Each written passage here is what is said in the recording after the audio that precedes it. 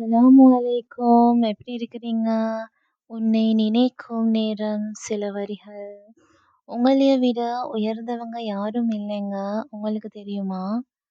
ஒன்றை விட ஒன்று சிறந்ததாக இருக்குது என்று நினைத்து கொண்டு உங்க மனநிலையை மாற்றிக்கொண்டே வாழக்கூடாதுங்க. எப்போதுமே உங்களைய விட உயர்ந்தவங்க யாருமே இல்லைன்றதை மட்டும் மறந்துடாதீங்க.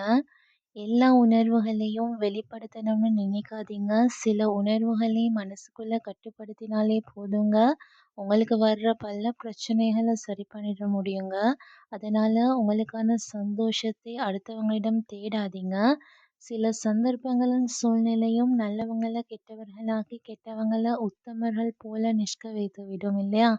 ஆனால் உண்மை ஒரு நாள் உலகறிய வெளியே வந்தே தீருங்க. அப்போதுதான் யார் யார் எப்படி என்று மாயை விலகும்.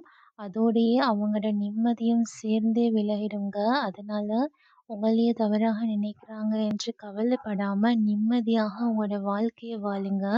உங்களைய பற்றிய உங்களோட மனசாட்சிக்கு தெரியும் தானேங்க. அப்போ ஏன் தேவையில்லாத விமர்சனத்தை பற்றி கவலை உங்களுக்கு எதுக்குங்க? யோசித்து பாருங்க.